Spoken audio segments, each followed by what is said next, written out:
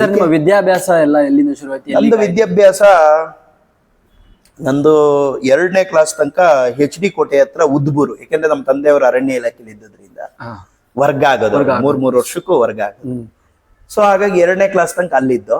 3ನೇ ಕ್ಲಾಸ್ಗೆ ನಾವು ಶ್ರೀರಂಗಪಟ್ಟಣಕ್ಕೆ ಬಂದು. 3ನೇ ಕ್ಲಾಸ್ ಕಾವೇರಿ ಕಾನ್ವೆಂಟ್. ಸೊ 3ನೇ ಕ್ಲಾಸ್ ಇಂದ 7ನೇ ಕ್ಲಾಸ್ ತನಕ ನಾನು ಕಾವೇರಿ ಕಾನ್ವೆಂಟ್ ಅಲ್ಲಿ ಓದಿದ್ದು. 7ನೇ ಕ್ಲಾಸ್ ಆದ್ಮೇಲೆ ಮರಿಮಲ್ಲಪ್ಪ ಸ್ಕೂಲ್ ಮೈಸೂರು. ನನ್ಗೆ ಅವಾಗ ಒಂದು ಕಲ್ಚರಲ್ ಶಾಕ್. ಅಲ್ಲಿಂದ ಇಲ್ಲಿಗೆ ನಾನು ಒಬ್ಬನೇ ಇಡೀ ನಮ್ಮ ಬೀದಿಲಿ. ಏನು ಅಂದ್ರೆ ಅವಾಗ ಇನ್ನೊಂದು ಸ್ವಾರಸ್ಯ ಏನು ಅಂದ್ರೆ ನಮ್ಮ ಬೀದಿಲಿ ಸೊ ಆ ವಟಾರದಲ್ಲಿ ಒಂದು ಗರ್ಲ್ಸ್ ಮಿಡ್ಲ್ ಸ್ಕೂಲ್ ಹಿಂಭಾಗ ಇದ್ದೆ. ಅಲ್ಲಿಂದ ಪೊಲೀಸ್ ಸ್ಟೇಷನ್ ಸರ್ಕಲ್ ಅಲ್ಲಿ ಬಸ್ಗಳು ನಿಂತ್ಕೊಳ್ಳೋದು. ಅವಾಗ ಅಲ್ಲಿಂದ ಅಲ್ಲಿಗೆ ನಡ್ಕೊಂಡು ಹೋಗ್ತಿದ್ದೆ. ನನ್ನ ಒಂದು ತಾರುಣ್ಯದ ಆರಂಭದ ಕಾಲದಲ್ಲಿ ನಾನು ಒಳ್ಳೆ ರೂಪವಂತ. ಇಡೀ ನಮ್ಮ ಬೀದಿಲೇ ತುಂಬಾ ಚೆನ್ನಾಗಿದ್ದೆ, ಲಕ್ಷಣವಾಗಿ ಮೂಗು ಮುಷ್ಣಿ ಎಲ್ಲ ತುಂಬಾ ಚೆನ್ನಾಗಿದ್ದೆ. ಎಲ್ಲಾರು ಕೂಡ ನನ್ನನ್ನೇ ನೋಡೋರು. ಆ ವಟಾರದಿಂದ ನಾನು ಡ್ರೆಸ್ ಹಾಕೊಂಡು ಬ್ಯಾಗ್ ಹಾಕೊಂಡು ಬಿಟ್ರೆ, ಕಾಲೇಜ್ ಬ್ಯಾಗ್ ಹಾಕೊಂಡು ಅಥವಾ ಸ್ಕೂಲ್ ಬ್ಯಾಗ್ ಹಾಕೊಂಡು ಬಸ್ಗೆ ಹತ್ತೋವರೆಗೂ ಎಲ್ಲ ಜನ ನನ್ನೇ ನೋಡೋರು. ನನ್ನ ಹೇರ್ ಸ್ಟೈಲು ಅವಾಗೆಲ್ಲ. ಇವತ್ತು ಮೊನ್ನೆ ಯಾರೋ ಬಾಲ್ಯ ಸ್ನೇಹಿತ ಫೋನ್ ಮಾಡಿದಾಗ ಅದೇ ಹೇಳ್ತಿದ್ದ, ಆ ಒಂದು ಕೂದ್ಲು ಅಳ್ಳಾಡ್ದಂಗೆ ಹೆಂಗೆ ಕ್ರಾಫ್ಟ್ ಕೂರಿಸ್ತಾ ಇದ್ದೆ ನೀನು ಇಲ್ಲಿ. ಆತರ ತುಂಬಾ ನಾನು ಹೇರ್ ಸ್ಟೈಲು, ಕನ್ನಡಿ ಮುಂದೆ ನಿಂತ್ಕೊಳ್ಳೋದು, ಸ್ಫುರದ್ರೂಪಿಯಾಗಿದ್ದೆ, ರೂಪವತ್ತ ನಾನು. ಸೊ ಹಾಗಾಗಿ ಇವೆಲ್ಲ ಇತ್ತು. ಸೊ ಈ ತರ ಇದ್ದಾಗ ಏನಾಯ್ತು, ಮರಿಮಲ್ಲಪ್ಪ ಸ್ಕೂಲ್ಗೆ ಹೋದೆ. ಅವಾಗ ಏನು ಅಂದ್ರೆ ಆ ಟೈಮಲ್ಲಿ ಜನ ಎಲ್ಲ ನನ್ನೇ ನೋಡೋರು. ಸುಮ್ಮನೆ ಬಸ್ ಹತ್ತ ತನಕನೂ ಗಂಡಸರೇ ನನ್ ನೋಡೋರು. ಶಾಮಣ್ಣನ ಮಗ ಹೋಗ್ತಾ ಇದೆ ನೋಡಿ ಅಂತ. ಆತರ ಅಷ್ಟು ಒಂಥರ ಈ ತರ ಎಲ್ಲ ನಮ್ಮ ಸಮಾಜ ಸುತ್ತಮುತ್ತ ಇರೋರು ನನ್ನನ್ನು ಅಷ್ಟು ಪ್ರೀತಿಸೋರು. ನಮ್ಮ ತಂದೆನ, ನಮ್ಮ ಕುಟುಂಬದವ್ರನ್ನ ಎನ್ಕರೇಜ್ ಮಾಡೋರು. ಗುಣಗ್ರಾಹಿಗಳಾಗಿದ್ರು ಅವಾಗ. ಅಯ್ಯೋ ಇಲ್ಲಪ್ಪ ಅವ್ನ್ ನನ್ ಮಗ ಅಲ್ಲ ಅಥವಾ ನಮ್ ಸಂಬಂಧಿ ಅಲ್ಲ ಅಂತಿರ್ಲಿಲ್ಲ. ಯಾರ್ದಾರ ಮಗು ಆಗ್ಲಿ ಎಷ್ಟು ಚೆನ್ನಾಗಿದೆ, ಅವ್ನ ಹೇರ್ ಸ್ಟೈಲ್ ಎಷ್ಟು ಚೆನ್ನಾಗಿದೆ, ಎಷ್ಟು ಚೆನ್ನಾಗಿ ಸುಸಂಸ್ಕೃತವಾಗಿ ಮಾತಾಡ್ತಾನೆ, ಎಷ್ಟು ಮಧುರವಾಗಿ ಸಿಹಿಯಾಗಿ ಮಾತಾಡ್ತಾನೆ ಅವನು. ಈ ತರ ಎಲ್ಲ ಗುಣಗ್ರಾಹಿಗಳಾಗಿದ್ರು ನಮ್ಮ ಸುತ್ತಮುತ್ತ. ನಮ್ಮನ್ನೆಲ್ಲ ಶಾಮಣ್ಣನ ಮಗ ಹೋಗ್ತಾ ಇದೆ ನೋಡಿ ಅಂತ ಎಲ್ಲ ನನ್ನನ್ನು ಪ್ರೋತ್ಸಾಹ ಕೊಡೋರು. ಸೊ ಹೀಗೆ ಮರಿಮಲ್ಲಪ್ಪ ಸ್ಕೂಲಿಗೆ ಬರುತ್ತೆ. ಮರಿಮಲ್ಲಪ್ಪ ಸ್ಕೂಲು ಅಷ್ಟೇನೆ. ನಂದು ಅದಾದ್ಮೇಲೆ ನಂದು ಸೆಂಟ್ ಫಿಲಮ್ನಾಸ್ ಕಾಲೇಜ್. ಸೊ ಸೆಂಟ್ ಫಿಲಮ್ನಾಸ್ ಕಾಲೇಜಲ್ಲಿ ವಿಜ್ಞಾನದ ವಿದ್ಯಾರ್ಥಿ ನಾನು. PCMB ತಗೊಂಡಿದ್ದೆ. ಅದಾದ್ಮೇಲೆ ಪಾಲಿಟೆಕ್ನಿಕ್.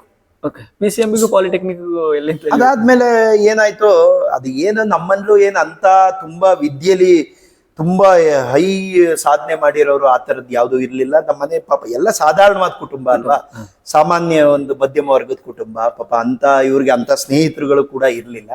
ಸೊ ಏನೋ ಒಂದು ಪಾಪ ಅವ್ರಿಗೆ ಗೊತ್ತಿದ್ದ ಅಪರಿಮಿತ ಜ್ಞಾನದಲ್ಲೇ, ಪರಿಮಿತವಾದ ಜ್ಞಾನದಲ್ಲೇ ಏನೋ ಒಂದು ನನ್ನ ಡಿಪ್ಲೊಮಾಗೆ ಸೇರಿಸಿದ್ರು. ಅದೇನೋ ನಮ್ಮ ತಂದೆಗೆ ಯಾರೋ ಹೇಳಿ ಮಾಡಿ ಸೇರಿಸಿದ್ರು. ಅದನ್ನ ಅರ್ಧಕ್ಕೆ ಮೊಟಕುಗೊಳಿಸಿದೆ. ನಾನೇನ್ ಕಂಪ್ಲೀಟ್ ಏನ್ ಮಾಡಿಲ್ಲ, ಅದನ್ನು ಸತ್ಯ ಹೇಳ್ತಾ ಇದ್ದೆ.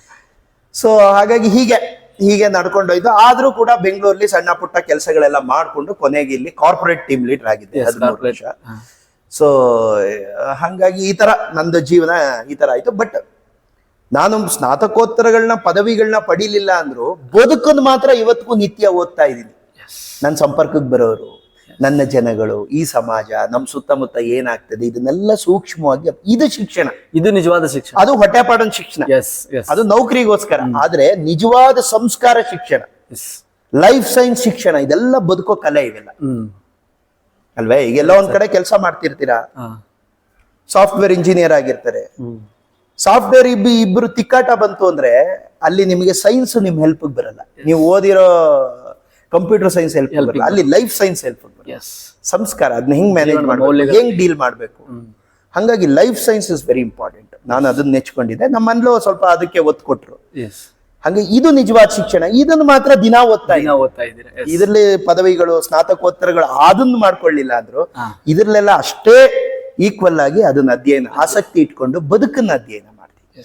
ಒಳ್ಳೊಳ್ಳೆ ವ್ಯಕ್ತಿತ್ವಗಳು, ಒಳ್ಳೊಳ್ಳೆ ಸಾಧಕರು, ಇದನ್ನೆಲ್ಲ ಸೂಕ್ಷ್ಮವಾಗಿ ಗಮನಿಸಿ ಅಲ್ಲಿಂದ ಏನೇನ್ ಒಳ್ಳೇದನ್ನ ಏನ್ ಪಡ್ಕೋಬೇಕು ಅದನ್ನೆಲ್ಲ ಹಂಸಕ್ ನೀರಂಗ್ ನ್ಯಾಯ ತರ ಒಳ್ಳೇದನ್ನೆಲ್ಲ ನಿರ್ವಂಚನೆಯಿಂದ ಅದನ್ನೆಲ್ಲ ಪಡ್ಕೊಂಡು ನಿರ್ಬಿಡೆಯಿಂದ ಯಾವುದೇ ಎಲ್ಲಾನು ಆತ್ಮಗೌರವನೆಲ್ಲ ಬಿಟ್ಟು ಆ ಒಳ್ಳೇದನ್ನ ಪಡ್ಕೊಂಡು ಅದನ್ನ ಹಂಸ ಪಕ್ಷಿಯಾಗಿ. ಹೌದು, ಒಳ್ಳೇದನ್ನೆಲ್ಲ ಅದು ನೋಡಿ ನೀರು ಹೇಗೆ ಬೇರೆ ಮಾಡುತ್ತೆ ಹಂಗೆ ಕೆಟ್ಟದ್ನೆಲ್ಲ ವರ್ಜ ಮಾಡೋದು. ಅದ್ರ ಬಗ್ಗೆ ಮಾತಾಡೋದು ಬೇಡ, ಒಳ್ಳೇದನ್ನ ಮಾತ್ರ ತಗೊಂಡು ಅದನ್ನ ಅನುಷ್ಠಾನಕ್ಕೆ ತರೋದು. ಒಳ್ಳೇದು ಗೊತ್ತಾದ ತಕ್ಷಣ ಅನುಷ್ಠಾನಕ್ಕೆ ಇಮಿಡಿಯೇಟ್ ತರ್ತಾ ಇರೋದು. ಸರಿ, ಎಷ್ಟೋ ಜನ ಇರ್ತಾರೆ ಬರೀ ಮಾತಾಡ್ತಾರೆ ಬಟ್ ಅದನ್ನ ಅನುಷ್ಠಾನಕ್ಕೆ ತರ್ತಿರೋದಿಲ್ಲ. ಸೊ ಅವ್ರೇನ ಹಂಗ್ ಮಾಡ್ಬೇಕು ಅಂತ ಹೇಳ್ತಾರೆ ಬಟ್ ಅವರೇ ಮಾಡ್ತಿರಲ್ಲ. ಸೊ ಹಂಗಾಗಿ ಇದ್ರೆಲ್ಲದ್ರ ಮಧ್ಯೆ ಸರ್ ಇಷ್ಟೊಂದು ನೀವು ಕಾರ್ಪೊರೇಟ್ ಟೀಮ್ ಹೆಡ್ ಆಗಿದ್ರಿ. ಸೊ ಸರಿ, ಯಾವಾಗ ಫೀಲ್ ಆಯ್ತು ನಿಮ್ಗೆ ಈ ದೇಶ ಸುತ್ತಬೇಕು ಅನ್ನೋದು, ಅಥವಾ ಇವಾಗ ಒಂದ್ ಮಾತಿದೆ ದೇಶ ಸುತ್ತು ಕೋಶ ಓದು ಅಂತ ಹೇಳಿ. ಅದು ಯಾರಿಗೆ ಅಂದ್ರೆ ಮನೇಲಿ ಕೂತವ್ರಿಗೆ, ಸುಮ್ನೆ ಖಾಲಿ ಯಾರು ಕೂತಿರ್ತಾರೋ ಅವ್ರು ದೇಶ ಸುತ್ತು ಕೋಶ ಓದು. ಬಟ್ ನೀವು ಅಮ್ಮನನ್ನ ಕರ್ಕೊಂಡು ದೇಶ ಸುತ್ತಬೇಕು, ಅವ್ರಿಗೆ ಪುಣ್ಯಕ್ಷೇತ್ರಗಳ ಪರಿಚಯ ಮಾಡ್ಬೇಕು ಅಂತ ಸರ್ ನಿಮ್ ತಲೆಯಲ್ಲಿ ಬಂದಿದ್ ಯಾವಾಗ? ಯಾವಾಗ ಅಂದ್ರೆ ಈ ನಮ್ಮ ತಂದೆಯವರು ಏನಾಯ್ತು ಅಂದ್ರೆ ಆಷಾಢ ಶುದ್ಧ ಷಷ್ಠಿ 2015ರಲ್ಲಿ ನಮ್ಮ ತಂದೆಯವರು ದೇಹತ್ಯಾಗ ಮಾಡಿದ್ರು. ಓಕೆ. ಅಲ್ಲೇ ಮೈಸೂರಲ್ಲೇ. ಸೊ ನಾನು ಅವಾಗ ಇಲ್ಲಿಂದ ಹೋಗಿ ಆ ತತ್ಸಂಬಂಧವಾದ ಒಂದು ಉತ್ತರ ಕ್ರಿಯೆಗಳು ಏನಿದೆ ಅದನ್ನೆಲ್ಲ ಮಾಡಿ ಅವ್ರಿಗೆಲ್ಲ ಸಾಂತ್ವನ ಎಲ್ಲ ಹೇಳಿ, ಯಾರ್ಯಾರಿಗೆ ಏನೇನು ಸಮಾಧಾನ ಹೇಳಬೇಕು ಅದನ್ನೆಲ್ಲ ಹೇಳಿ, ನಮ್ಮ ತಂದೆ ನೆಚ್ಕೊಂಡಿರೋರು ತುಂಬಾ ಜನ ಇದ್ರಲ್ಲ, ಸೊ ಅವ್ರಿಗೆಲ್ಲ ಸಮಾಧಾನ ಮಾಡಿ ನಮ್ಮ ಅಮ್ಮನ್ನ, ಏಕೆಂದ್ರೆ ನಾನು ಒಬ್ಬನೇ ಮಗ ಆಗಿರೋದ್ರಿಂದ ನಾನು ನಮ್ಮ ತಾಯಿನ ಇಷ್ಟು ದಿನ ಒಂದು ಎಮೋಷನಲ್ ಸಪೋರ್ಟು ನಮ್ಮಪ್ಪ ಇದ್ರು.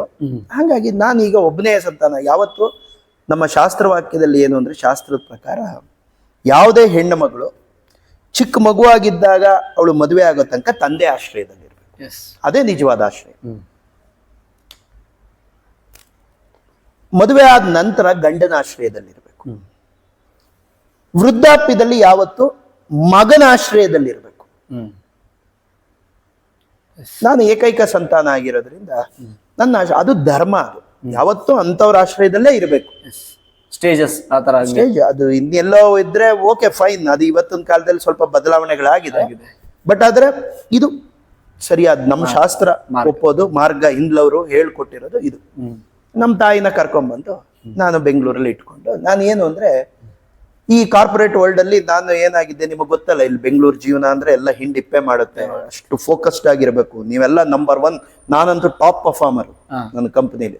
ಸೊ ಅದಕ್ಕೆ ಎಷ್ಟು ನನ್ನನ್ನು ನಾನು ಹಿಂಡ್ಕೋಬೇಕು ಅಂತಂದ್ರೆ ಅದು ನಮ್ಗೆ ಗೊತ್ತು. ಅದು ಯಾವ ತರ ನಾವು ಫೋಕಸ್ಡ್ ಆಗಿರ್ಬೇಕು, ಗೋಲ್ ಓರಿಯೆಂಟೆಡ್ ಆಗಿರ್ಬೇಕು, ಯಾವ ತರ ನಾವು ಈ ಮಂತ್ ಟಾರ್ಗೆಟ್ ಇದಾದ್ರೂ ಮುಂದಿನ ತಿಂಗಳಿಗೆ ಹೇಗೆ ರೆಡಿ ಇರಬೇಕು, ಅಡ್ವಾನ್ಸ್ ಆಗಿರ್ಬೇಕು, ತರ ಎಲ್ಲ ಡೈನಮಿಕ್ ಆಗಿರ್ಬೇಕು. ತಂದೆ ತಾಯಿಗೆ ಅವಾಗ ಹೆಚ್ಚಿನ ಸಮಯ ಕೊಡಕ್ಕಾಗಿರಲಿಲ್ಲ. ಸೊ ಮತ್ತೆ ಅದು ಅಲ್ಲದೆ ಏನು ಅಂದ್ರೆ, ಸ್ವಲ್ಪ ನಾನು ಮನೆಗೆ ಹಿರಿ ಮಗ ಆದ್ರಿಂದ, ಸೊ ನಮ್ಮ ತಂದೆನ ನಂಬ್ಕೊಂಡು ತುಂಬಾ ಜನ ಇದ್ದದ್ರಿಂದ ನಾನು ಎಲ್ಲರೂ ಚೆನ್ನಾಗಿರ್ಲಿ ಅಂತ ನಾನು ಬೆಂಗಳೂರಿಗೆ ಬಂದು ಪ್ರತ್ಯೇಕವಾಗಿ 300 ರೂಪಾಯಿಲಿ ನಾನು ಸ್ವಂತ ಸಾಧನೆಗಳು ಮಟ್ಕೊಂಡು ಇರ್ತಿದ್ದೆ. ಯಾಕಂದ್ರೆ ತಂದೆ ತಾಯಿ ಹೆಮ್ಮೆ ಪಡೋಂಗ್ ಮಕ್ಳುಗಳು ಬದುಕ್ಬೇಕು. ಎರಡು ಕಡೆನೂ ತಾಯಿ ತಂದೆಗಳು ಹೆಮ್ಮೆ ಪಡುವಂಗೆ ಮಕ್ಳುಗಳು ಬದುಕ್ಬೇಕು. ನನಗೆ ಜೀವನದಲ್ಲಿ ಏನ್ ಕೊಡ್ಲಿಲ್ಲ ಅಂದ್ರೆ ಪರವಾಗಿಲ್ಲಪ್ಪ, ಇಂಥ ಮಹಾತ್ಮನ ನನ್ನ ಹೊಟ್ಟೆಲಿ ಹುಟ್ಟಿಸಿದ್ಯಲ್ಲ ಅಷ್ಟೇ ಸಾಕು ಅಂತ ತಂದೆ ತಾಯಿಗಳು ಹೆಮ್ಮೆ ಪಡ್ಬೇಕು. ಆ ತರ ನಾವು ಬದುಕ್ಬೇಕು. ಮಕ್ಳುಗಳು ಕೂಡ ಅಷ್ಟೇ, ನಮ್ಮಪ್ಪ ಇಂಥ ಮಹಾನ್ ಋಷಿ, ನಮ್ಮಪ್ಪ ಇಂಥ ಉದಾರಿ, ಇಂಥ ಸತ್ಪುರುಷ ಸಜ್ಜನ ನಮ್ಮಪ್ಪ ಅಂತ ನಾವು ಎದೆ ತಟ್ಟಿ ಹೇಳ್ಕೊಳ್ತಾರೆ. ಆ ತರ ತಂದೆ ತಾಯಿಗಳು ಬದುಕಿರ್ಬೇಕು. ಸೊ ಈ ತರ ಇದ್ದಾಗ ಏನಾಯ್ತು ಅಂದ್ರೆ, ನಾನು ಕರ್ಕೊಂಡ್ಬಂದು ನಮ್ಮ ಅಮ್ಮನ್ನ ಇಟ್ಕೊಂಡು ನಿತ್ಯ ಲೋಕಾಭಿರಾಮ ಮಾತಾಡೋದು. ಡ್ಯೂಟಿ ಎಲ್ಲ ಮುಗಿಸ್ಕೊಂಡ್ ಬಂದ್ಮೇಲೆ ನಮ್ಮ ಅಮ್ಮನ ಜೊತೆ, ಅಮ್ಮ ಇವತ್ತು ಹೇಗಿದ್ದೆ ಏನು, ಲೈಬ್ರರಿಗೆಲ್ಲ ಪರಿಚಯ ಮಾಡ್ಕೊಟ್ಟಿದ್ದೆ. ಅವ್ರಿಗೂ ಓದೋ ಅಭ್ಯಾಸ ಇದೆ ನಮ್ಮ ತಾಯಿಗೆ. ಅವರೆಲ್ಲ ಕಳ್ಕೊಂಡಿದ್ರಲ್ಲ 68 ವರ್ಷದಲ್ಲಿ ಏನೇನ್ ಕಳ್ಕೊಂಡಿದ್ರು ಅದನ್ನೆಲ್ಲ ನನ್ನ ಟೈಮ್ಲಿ ತುಂಬ ಕೊಟ್ಬಿಡ್ಬೇಕು ನಮ್ಮ ಅಮ್ಮಂಗೆ. ಪಾಪ ಅವಾಗೆಲ್ಲ ಅವಿಭಕ್ತ ಕುಟುಂಬ, ನಾನು ಚಿಕ್ಕ ಹುಡುಗ ಅಸಹಾಯಕ, ಗೊತ್ತಾಗ್ತಿಲ್ಲ, ಅಷ್ಟು ಮೆಚುರಿಟಿ ಇಲ್ಲ. ಈಗ ಮೆಚುರಿಟಿ ಇದೆ, ಪ್ರಪಂಚ ನೋಡಿದ್ದೆ, ಜನ ಏನು ಎತ್ತ ಹೇಗೆ, ಅಪ್ಪ ಅಮ್ಮ ಮಗ ಹೇಗಿರ್ಬೇಕು, ತಂದೆ ಮಗ ಎಲ್ಲ ಈಗ ಮೆಚುರಿಟಿ ಬಂದಿದೆ. ಹಂಗಾಗಿ ನಮ್ಮ ಅಮ್ಮಂಗೆ ಎಲ್ಲ ನಿತ್ಯ ಬೆಳಗ್ಗೆಯಿಂದ ಸಂಜೆವರೆಗೂ ಅವ್ರಿಗೆ ಒಂದಾದ್ಮೇಲೆ ಒಂದು ಅವ್ರ ಅಭಿರುಚಿಗೆ ತಕ್ಕಂತೆ ಟೈಮ್ ಟೇಬಲ್ ಸಿದ್ಧ ಮಾಡಿ ಇಟ್ಟಿರುವೆ. ಅಂದ್ರೆ ಎಲ್ಲ ಅಡುಗೆಗೆ ಊಟ ತಿಂಡಿ ಎಲ್ಲ ನಾನೇ ಮಾಡುವೆ. ಅವ್ರಿಗೆ ಅಭಿರುಚಿ ಜೀವನ ಮಾಡ್ಲಿ. ನಮ್ಮಮ್ಮ ಓದೋ ಆಸಕ್ತಿ ಇತ್ತಲ್ಲ, ಹಂಗೆ ರಾತ್ರಿ ನಾನು ಡ್ಯೂಟಿ ಮುಗಿಸ್ಕೊಂಡ್ ಬಂದ್ಮೇಲೆ, ಅಮ್ಮ ಇವತ್ತು ಏನ್ ನಡೀತು, ಯಾವ ಪುಸ್ತಕ ಓದ್ದೆ, ಈ ತರ ಏನಾದ್ರೂ ಲೋಕಾಭಿರಾಮ ಮಾತಾಡೋದು. ವಾಕಿಂಗ್ ಮಾಡಿದ್ಯಾ ಏನು ಎತ್ತ, ಯಾಕೆಂದ್ರೆ ಬೆಳಗ್ಗೆ ಸಂಜೆವರೆಗೂ ನಮ್ಮ ಮನೇಲಿ ಇರ್ತಿಲ್ವ. ಆಮೇಲೆ ನಮ್ಮಮ್ಮ ಒಂದಿನ ಮಾತಾಡ್ತಿರ್ಬೇಕಾದ್ರೆ ನಾನೇನ್ ಮಾಡಿದೆ, ಒಂದು ಪ್ರಶ್ನೆ ಮಾಡಿದೆ. ಅಮ್ಮ ನೀನು ತಿರುವಣ್ಣಾಮಲೈ, ತಿರುಕ್ಕೋಯಿಲೂರ್, ತಿರುವಾರಂಗಂ, ತಿರುನಲ್ವೇಲಿ, ತಿರುಪಟ್ಟೂರ್, ತಿರುವನಂತಪುರಂ, ತಿರುಪತಿ ಇದ್ನ್ಯಾವ್ದಾದ್ರು ನೋಡಿದ್ಯಮ್ಮ ಅಂತ ಕೇಳಿದೆ. ತಕ್ಷಣ ಅವ್ರು ಏನ್ ಹೇಳಿದ್ರು ಅಂದ್ರೆ, ಅಯ್ಯೋ ನಾನು ಪಕ್ಕದಲ್ಲಿರೋ ಬೇಲೂರು ಹಳೆಬೀಡು ಇವತ್ತಿನವರೆಗೂ ನೋಡಿಲ್ಲ ಕಣಪ್ಪ. ಅದು ನನಗೆ ಹೊಟ್ಟೆ ಹೊರದ್ಬಿಡ್ತು. ಒಂಥರ ನಿರಾಶ ಭಾವದಿಂದ ಹೇಳಿದ್ರು, ಪಕ್ಕದಲ್ಲಿರೋ ಬೇಲೂರು ಹಳೆಬೀಡು ಇವತ್ತಿನವರೆಗೂ. ನನಗೆ ಆ ಮುಖ ನೋಡ್ಬಿಟ್ಟು ನನ್ನ ತಾಯಿ ಮುಖದಲ್ಲಿ ನಿರಾಶೆ ಬಂತಲ್ಲ, ನಾನು ಇಷ್ಟು ಸಮರ್ಥನಾಗಿ ಪ್ರಯೋಜನ ಏನು?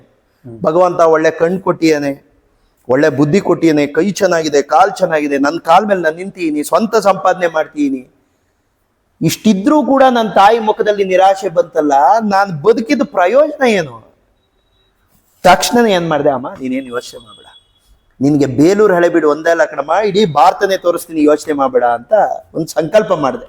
ಒಂದು ಮಾತು ಕೊಟ್ಟೆ ನಮ್ಮಮ್ಮಂಗೆ. ಮಾತು ಕೊಟ್ಟ ಮೇಲೆ ತಾಯಿಗೆ ತಕ್ಷಣ ಪೂರೈಸ್ಬೇಕು. ಅದು ಒಳ್ಳೆ ಯಾವುದು ಒಬ್ಬ ಕ್ವಾಲಿಟಿ ಮ್ಯಾನ್ ಯಾವಾಗ ಅಂತಾರೆ ಅಂದ್ರೆ, ತಾನು ಆಡದ ಮಾತನ್ನ ನಡ್ಕೊಂಡು ತೋರಿಸ್ಬೇಕು. ಅಮ್ಮಂಗೆ ಮಾತು ಕೊಟ್ಟ ಮೇಲೆ ಅದನ್ನ ನಾನು ನಡ್ಕೊಂಡು ತೋರಿಸ್ಬೇಕಲ್ಲ. ಹಂಗಾಗಿ ಏನ್ ಮಾಡಿದೆ, ತಕ್ಷಣನೇ ಬೆಂಗಳೂರಿನ ಸುತ್ತಮುತ್ತ ಇರೋದೆಲ್ಲ ಕವರ್ ಮಾಡಕ್ ಶುರು ಮಾಡಿದೆ. ನಮ್ಮ ಅಮ್ಮನ್ನ ಕರ್ಕೊಂಡೋಗಿ ಅದೇ ಸ್ಕೂಟ್ರಲ್ಲಿ.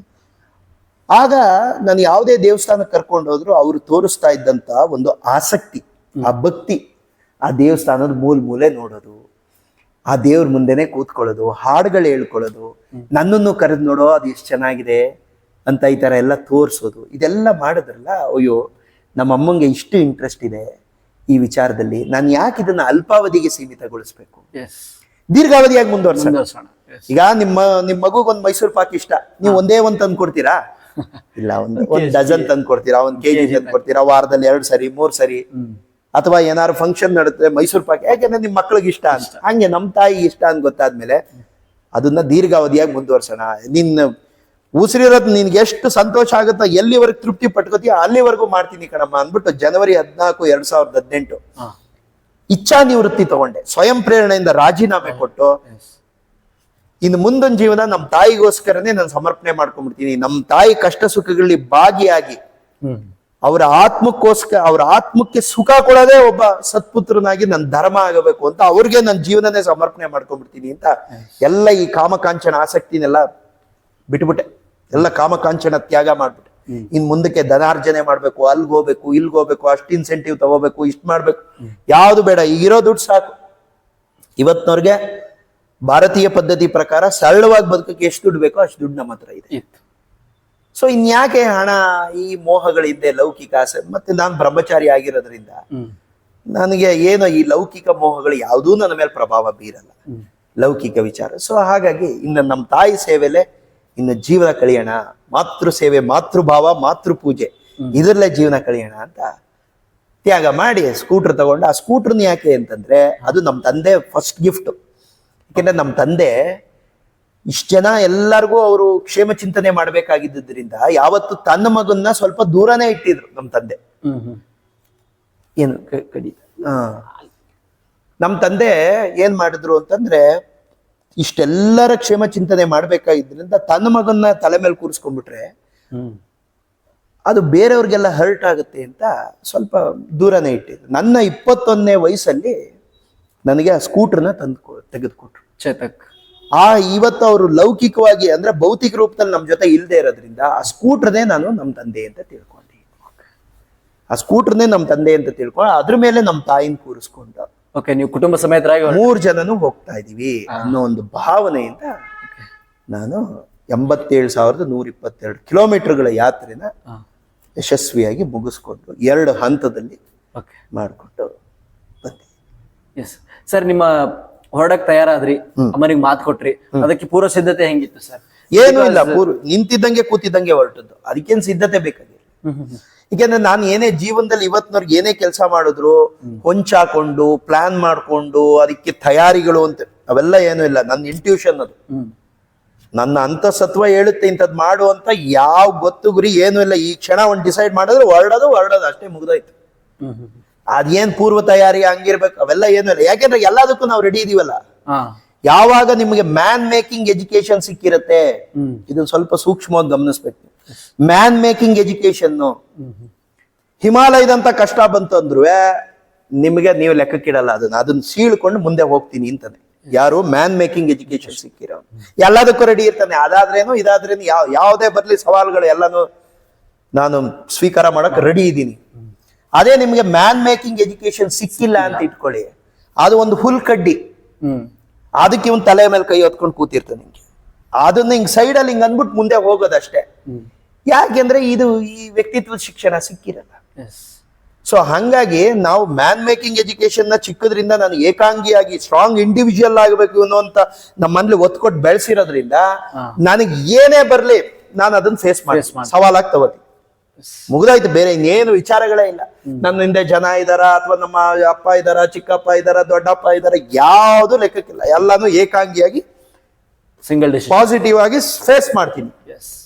ಮತ್ತೆ ಇನ್ನೊಂದು ಕನ್ವಿಕ್ಷನ್ ಏನು ಅಂದ್ರೆ ನ್ಯಾಯವಾದ ಮಾರ್ಗದಲ್ಲಿ ಬದುಕಿರೋದ್ರಿಂದ ನಿಮ್ಗೆ ಯಾವ್ದು ಕಷ್ಟ ಅನ್ಸಲ್ಲ. ಯಾವಾಗ ನೀವು ಒಂದು ಧರ್ಮನ ಒಂದು ಲೆಕ್ಕದಲ್ಲಿ ಜೀವನದಲ್ಲಿ ಒಂದು ಸ್ವಲ್ಪ ಸತ್ಯ, ಧರ್ಮ, ನ್ಯಾಯ, ನೀತಿ ಇಟ್ಕೊಂಡು ಬದುಕಿರ್ತೀರ ಜೀವನದಲ್ಲಿ, ನಿಮ್ಗೆ ಆ ನಿರ್ಭೀಹಿ, ಹ್ಮ್ ಭಯ ಇಲ್ಲದೆ ಇರ್ತೀರಾ ನೀವು. ಅದ್ ಯಾವ್ದು ಲೆಕ್ಕಾಚಾರನೇ ಇಲ್ಲ. ಏನಾದ್ರೂ ಬರ್ಲಿ ನೀವು ಪಾಸಿಟಿವ್ ಆಗಿ ಫೇಸ್ ಮಾಡ್ತೀನಿ, ಅದನ್ನ ದಾಟ್ ಮುಂದೆ ಹೋಗ್ತೀನಿ ಅನ್ನೋ ಕನ್ವಿಕ್ಷನ್ ಇರುತ್ತೆ, ಆತ್ಮವಿಶ್ವಾಸ. ಅದೇ ಇಲ್ಲಿ ಅನುಭವ, ಅದೇ ನಿಮಗ್ ಗುರು. ನಿಮ್ಮ ಆತ್ಮವಿಶ್ವಾಸ. ಬೇರೆ ಇನ್ಯಾವ ಗುರು ಇದಾನ, ಅವ್ರು ಇದಾರ, ಇವ್ರು ಇದಾರ, 100 ಜನ ಇದಾರ, ಲೆಕ್ಕಕ್ಕಿಲ್ಲ. ನಿಮಗ್ ಆತ್ಮವಿಶ್ವಾಸ ಇದೆ ನೋಡಿ, ಅದೇ ಗುರು. ಅದೇ ಈಗ ಎಲ್ಲ ನಾರ್ತ್ ಈಸ್ಟ್ ಅಲ್ಲೆಲ್ಲ ಅಷ್ಟು ಹಿಮಾಲಯನ್ ರೇಂಜ್ ಅಲ್ಲೇ 1-2 ವರ್ಷ ತಿರುಗಿದೀವಿ, ಎಲ್ಲ ಅದೇ ಕೇಳ್ತಾರೆ. ಅಲ್ಲ ಇಲ್ಲಿ ನಾವುಗಳೇ ಇಷ್ಟು ಗಲಾಟಿಗಳು ಅಥವಾ ಇನ್ನೊಂದು ಇಲ್ಲ, ಇದು ಹೆಂಗ್ ನ್ಯಾಯವಾಗಿ ಬದುಕಿದೀನಿ ಜೀವನದಲ್ಲಿ, ಸತ್ಯವಾಗಿ, ನ್ಯಾಯವಾಗಿ, ನೀತಿಯಾಗಿ. ಯಾರ ಹೊಟ್ಟೆ ಮೇಲೆ ಓಡಿದೆ, ಯಾರ ಕಣ್ಣಲ್ಲೂ ಅನವಶ್ಯಕವಾಗಿ ನೀರ್ ಬರೆಸ್ದೆ, ಯಾರ ಹೊಟ್ಟೆನಲ್ಲೂ ಪ್ರಜ್ಞಾಪೂರ್ವಕವಾಗಿ ಯಾರಿಗೂ ನೋವು ಮಾಡಿದೆ, ಅಷ್ಟು ಸೂಕ್ಷ್ಮತೆಯಿಂದ ಬದುಕಿದೀವಿ. ನಿರ್ಭೀಹಿ. ಆ ಭಯ ಅನ್ನೋದು ನಿಮ್ಗಿರಲ್ಲ. ಎಸ್ ಸರ್, ನಿಮ್ಮ ಪ್ರಯಾಣ ಎಲ್ಲಿಂದ ಶುರು ಆಯ್ತು ಸರ್? ಮೈಸೂರಿಂದನೇ.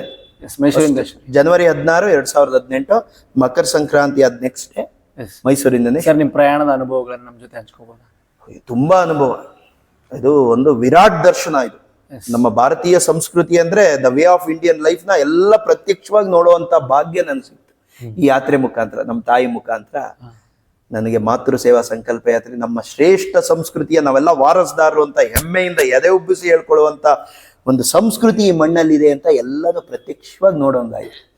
ಅತಿಥಿ ದೇವೋಭವ ಮೊದಲನೇದೇನು ಅಂದ್ರೆ, ಅತಿಥಿ ದೇವೋಭವ ಅಂತ ನಮ್ಮ ಅಪ್ಪ ಅಮ್ಮ ಹೇಳ್ಕೊಟ್ಟಿದ್ರು, ನಾನು ಹೇಳ್ತಾ ಇದ್ದೆ. ಮಾತೃ ದೇವೋಭವ, ಪಿತೃ ದೇವೋಭವ, ಆಚಾರ್ಯ ದೇವೋಭವ, ಫೈನ್. ಅತಿಥಿ ದೇವೋಭವ ಅನ್ನೋದು ಎಷ್ಟ್ರ ಮಟ್ಟಿಗೆ ಈ ಮಣ್ಣಲ್ಲಿ ಬೇರೂರಿದೆ, ನೆಲೆಗೊಂಡಿದೆ ಅಂತ ಗೊತ್ತಾಯ್ತು ನನಗೆ. ಯಾಕೆಂದ್ರೆ ನೀವು ಎಲ್ಲಿಂದ ಎಲ್ಗಾರು ಹೋಗಿ, ಯಾವ ಮೂಲೆಗೆ ಬೇಕಾದ್ರೂ ಹೋಗಿ, ಎಲ್ಲಿಗೆ ಹೋದ್ರೂ ಕೂಡ ಹೊರಗಡೆಯಿಂದ ಯಾರಾದ್ರೂ ಅತಿಥಿಗಳು ಬಂದಿದ್ದಾರೆ ಅಂದ್ರೆ ಇವತ್ತೂ ಕೂಡ ಅತಿಥಿ ಸೇವೆಗೆ ಒಂದು ಪುಣ್ಯ ಇದೆ ಅಂತ ನಂಬಿ ಪಾಲಿಸೋ ಜನ ಈ ಮಣ್ಣಲ್ಲಿದ್ದಾರೆ. ಬೇರೆ ಯಾರನ್ನೋ ಇಂಟರ್ವ್ಯೂ ಮಾಡ್ತಾ ಹೇಳ್ತಿದ್ರು, ಬೇರೆ ದೇಶದಲ್ಲಿ ಇದೆ ಅಸಾಧ್ಯ ಸರ್. ನೀವು ಅಪಾಯಿಂಟ್ಮೆಂಟ್ ತಗೊಂಡು ಹೋಗ್ಬೇಕು, ಅಥವಾ ಎಲ್ಲೋ ಪಾರ್ಕ್ ಅಲ್ಲಿ ಇನ್ನೊಂದ್ ಕಡೆ ಎಲ್ಲಾ ಕಡೆ ಕರೀತಾರೆ ಅಥವಾ ನೋಡ್ತಾರೆ, ಗುಡ್ ಮಾರ್ನಿಂಗ್ ಅಂತಾರೆ. ನಮ್ಮ ಮನೆಗೆ ಒಂದ್ ಲೋಟ ಟೀ ಕುಡೀರಿ ಬನ್ನಿ, ಕಾಫಿ ಕುಡೀರಿ ಬನ್ನಿ ಅಂತ ಯಾರು ಕರೆಯಲ್ಲ.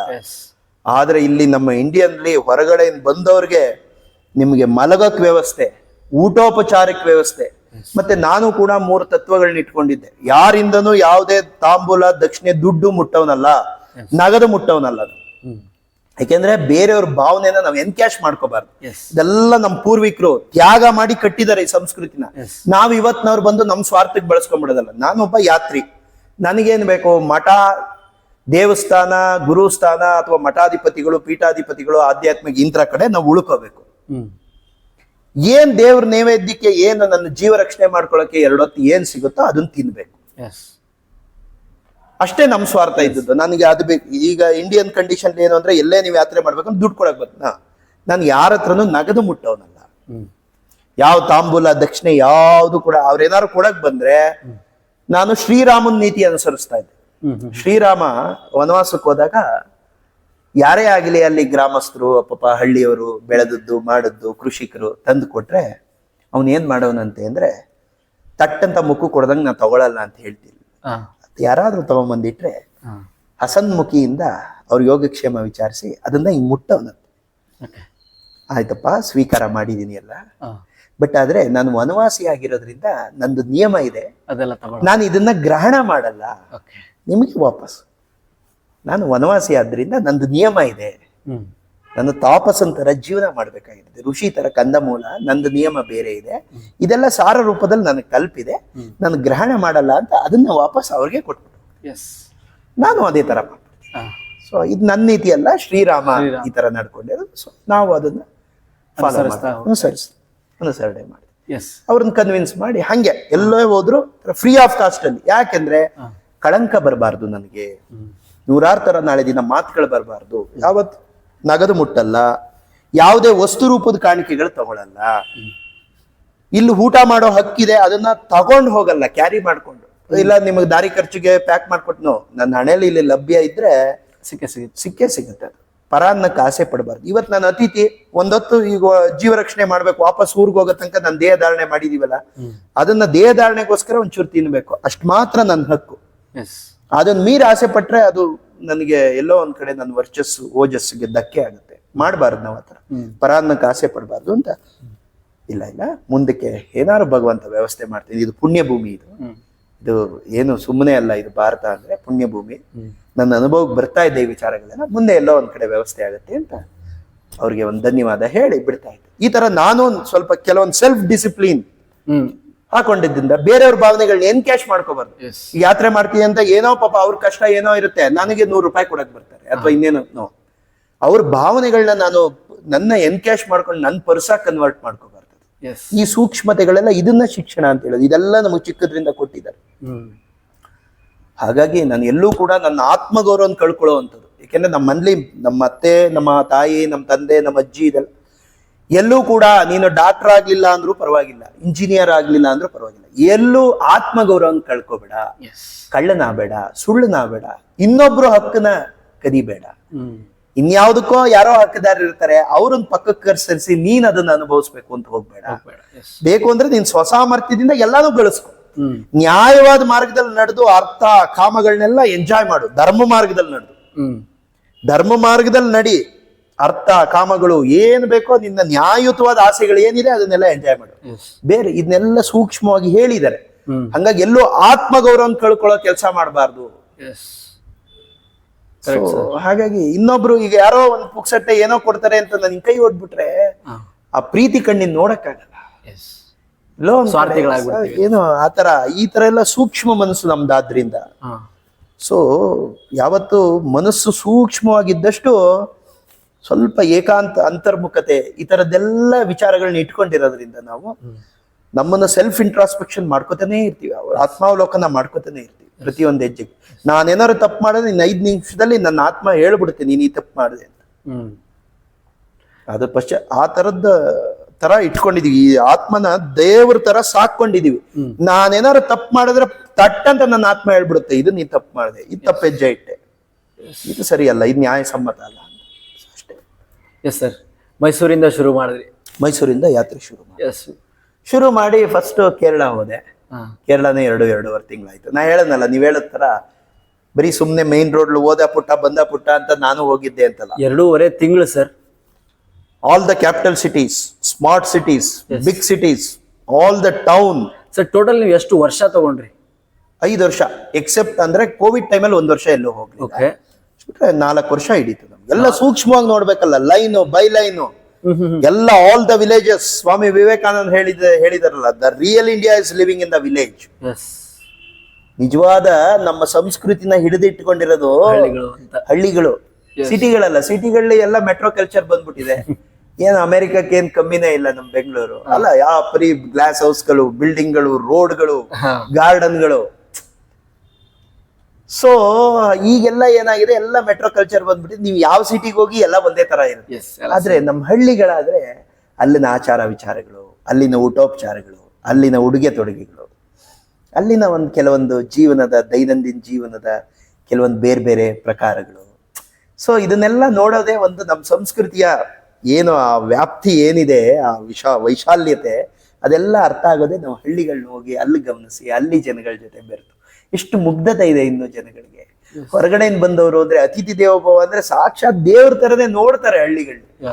ಆ ಮುಗ್ಧ ಕಣ್ಣಿಂದ ಏನೋ ನಾವು ಮೇಲಿಂದ ಇಳಿದು ಬಂದಿದೀವಿ ಏನೋ ಅನ್ನೋ ತರ ನೋಡ್ತಾರೆ. ಅದ ಆ ಪ್ರೀತಿ ಕಣ್ಣಿಂದ ಅದೆಲ್ಲ ಅನುಭವಿಸ್ಬೇಕಲ್ವಾ, ಅದೆಲ್ಲ ಯಾವಾಗ ಅರ್ಥ ಆಗುತ್ತೆ.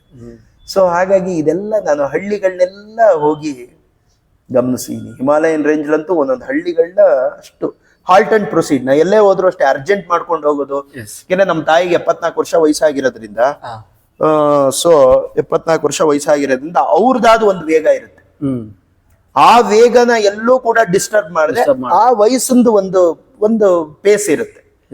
ಆ ಪೇಸ್ಗೆ ಹೊಂದ್ಕೊಂಡು ನಾವು ಹೋಗಿ ಯಾತ್ರೆ ಎಲ್ಲೂ ಕೂಡ ನಮ್ಮ ತಾಯಿಗೆ ಒಂಚೂರು ಅವ್ರಿಗೆ ತೊಂದರೆ ಮಾಡ್ಕೊಳ್ದೆ, ನಮಗ್ ನಾವು ಹೇಳ್ದೆ ಬೀಳ್ದೆ, ಅಥವಾ ಏನೋ ನೆಗಡಿ, ಕೆಮ್ಮಲು, ಜ್ವರ, ಅಥವಾ ಮಂಡಿ ನೋವು, ಸೊಂಟ ನೋವು, ಕುತ್ತಿಗೆ ನೋವು, ಕೈ ನೋವು, ಕಾಲು ನೋವು, ತಲೆ ನೋವು, ಯಾವುದಕ್ಕೂ ಈಡಾಗದೆ ಬಹಳ ಅತ್ಯಂತ ಸೂಕ್ಷ್ಮವಾಗಿ ಅವ್ರ ಆರೋಗ್ಯನೂ ಕಾಪಾಡ್ಕೊಂಡು ಅವರು ಸಂತೋಷ ಪಡ್ತಿದಾರ ಅಂತ ಚೆಕ್ ಮಾಡ್ಕೊಂಡು ಇದೆಲ್ಲ ಮಾಡ್ಕೊಂಡು ಸೂಕ್ಷ್ಮವಾಗಿ ಮಾಡ್ಬೇಕಲ್ಲ. ಯಾಕೆ ಮತ್ತೆ ನಮ್ಗೆ ಇನ್ನೇನು ಇಲ್ವಲ್ಲ ಜೀವನದಲ್ಲಿ. ನಮ್ ತಾಯಿ, ನನ್ನ ಪ್ರಪಂಚನೇ ನಮ್ ತಾಯಿ. ನನ್ ಜೊತೆ ಇದ್ಬಿಟ್ಮೇಲೆ ಬೇರೆ ಪ್ರಪಂಚ ನನ್ನ ಲೆಕ್ಕಕ್ಕಿಲ್ಲ. ಆ ಪ್ರಪಂಚದ ಬಗ್ಗೆ ನನಗೆ ನಿಗವೇ ಇಲ್ಲ. ಯಾಕೆಂದ್ರೆ ನನ್ನ ಪ್ರಪಂಚ, ನನ್ನ ಮೈಂಡ್ ಎಲ್ಲ ಇಲ್ಲಿ ಸ್ಟಿಕ್ ಆಗ್ಬಿಟ್ಟಿದೆ. ನನ್ನ ಮನಸ್ಸು, ನನ್ನ ಆಲೋಚನೆಗಳು, ನನ್ನ ಚಿಂತನೆಗಳು, ನನ್ನ ಎಲ್ಲ ನಮ್ಮ ತಾಯಿ ಮೇಲೆ ಇರುತ್ತೆ. ನನಗೆ ಹೊರಗಡೆ ಏನ್ ನಡೀತಾ ಇದೆ ನಂಗೆ ಗೊತ್ತೇ ಆಗಲ್ಲ. ಎಲ್ಲ ನನ್ನ ಮೈಂಡು ಇಲ್ಲಿದೆ. ಬಹಿರ್ಪ್ರಾಣ ಅಂತ ನಮ್ಮ ತಾಯಿ ನನಗೆ, ನನ್ನ ಪ್ರಾಣ ಇಲ್ಲಿಲ್ಲ, ನನ್ನ ಪ್ರಾಣ ಇಲ್ಲ, ಗಮನ ಎಲ್ಲ ಇಲ್ಲೇ ಇರುತ್ತೆ. ಹೊರಗಡೆ ಏನ್ ನಡೀತಾ ಇದೆ, ಎಷ್ಟೊತ್ತಾಗ್ತಾ ಇದೆ, ನಾವ್ ಎಲ್ಲಿದೀವಿ ಏನು ಗೊತ್ತು. ನಮ್ಮ ಅಮ್ಮ ಒಬ್ಳು ಪಕ್ಕ ಇದ್ ಬಿಟ್ರೆ ನನಗೆ ಇನ್ಯಾವ್ದ್ರ ಪರಿವೇನೇ ಇರೋದಿಲ್ಲ. ಸತ್ಯ, ನಾ ಸುಮ್ನೆ ಹೇಳ್ತಿಲ್ಲ, ಸತ್ಯ. ನನ್ನ ಮನ್ಸು ಅಷ್ಟ್ರ ಮಟ್ಟಕ್ಕೆ ಕೇಂದ್ರೀಕೃತವಾಗ್ಬಿಟ್ಟಿರುತ್ತೆ ನಮ್ಮ ಅಮ್ಮನ ಮೇಲೆ. ಬಹಿರ್ಪ್ರಾಣ ಅಂತ ನಮ್ಮಮ್ಮ. ನನ್ನ ಪ್ರಾಣ ಇಲ್ಲಿಲ್ಲ, ಪ್ರಾಣ ಇಲ್ಲೇ ಇದೆ, ನನ್ನ ಗಮನವೆಲ್ಲ ಅಲ್ಲೇ ಇರುತ್ತೆ.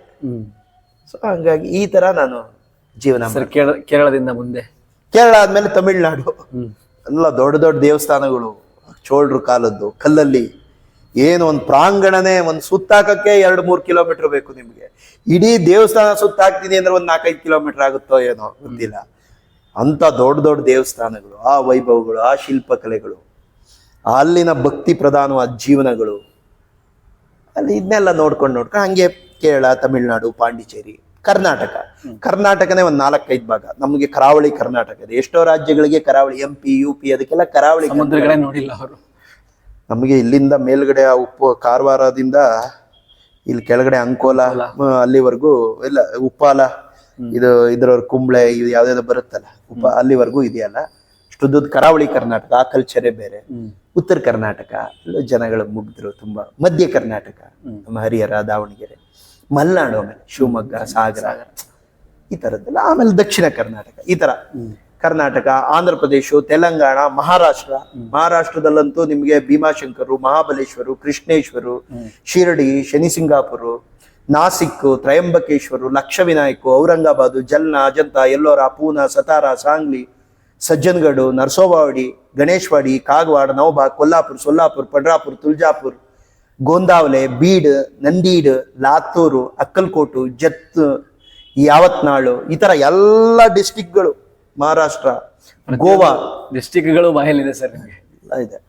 ಗೋವಾ, ಅದಾದ್ಮೇಲೆ Chhattisgarh, Orissa, Jharkhand, Bihar, West Bengal, Sikkim, Assam, Meghalaya, Tripura, Nagaland, Manipur, Mizoram, Arunachal Pradesh, Indo China border, ತವಾಂಗು, ಸೆಲಾಪಾಸು, Roopa, ಬೊಮಿಡಿಲ್ಲಾ, zero valley, ಏಲಾಂಗು, tattoo, ಮೇಚುಕಾ, ಪಾಸಿಘಾಟು, Parashuram ಕುಂಡು, ಸುನ್ಪುರ, ಮತ್ತೆ ಈ ಕಡೆ ಜೈರಾಂಪುರ್, ನಾಮ್ದಫಾ ಫಾರೆಸ್ಟು, ಮಿಯೋವ್, ಈ ತರ ಎಲ್ಲ ಬಾರ್ಡರ್ನ ಪ್ಲೇಸ್ಗಳನ್ನು ನೋಡ್ಕೊಂಡು ಮತ್ತೆ ಅದಲ್ಲದೆ ನೇಪಾಳ, ಭೂತಾನು ಮತ್ತೆ ಮಯಮ್ನಾರ್, ಈ 3 ದೇಶಗಳಿಗೂ ಕೂಡ ಇದೇ ಸ್ಕೂಟ್ರಲ್ಲಿ ಹೋಗಿ ಎಲ್ಲ ಪ್ರತಿಯೊಂದು ಈ ತರ 4 ದೇಶಗಳನ್ನು ಎಲ್ಲ ಸುತ್ತಕೊಂಡು ಸಮಗ್ರವಾಗಿ ವಾಪಸ್. ಸರ್ ಇವಾಗ ನೀವು ಅಂದ್ರೆ ನಿಮ್ದು ರೊಟೀನ್ ಯಾವ ತರ ಇರ್ತಾ ಇತ್ತು ಸರ್? ಅಂದ್ರೆ ಬೆಳಗ್ಗೆ ಇವಾಗ ನಿಮ್ಮ ಒಂದು ದಿನಚರಿ ಹೆಂಗಿರ್ತಾ ಇತ್ತು ನೀವು ರೈಡ್ ಅಲ್ಲಿ ಇದ್ದಾಗ? ಬಿಕಾಸ್ ಇತ್ತೀಚಿನ ದಿನಗಳಲ್ಲಿ ಏನಾಗ್ತಿದೆ ಅಂದ್ರೆ ಇವಾಗ ಎಷ್ಟೋ ಜನ ರೈಡ್ ಹೋಗ್ತಾ ಇದಾರೆ.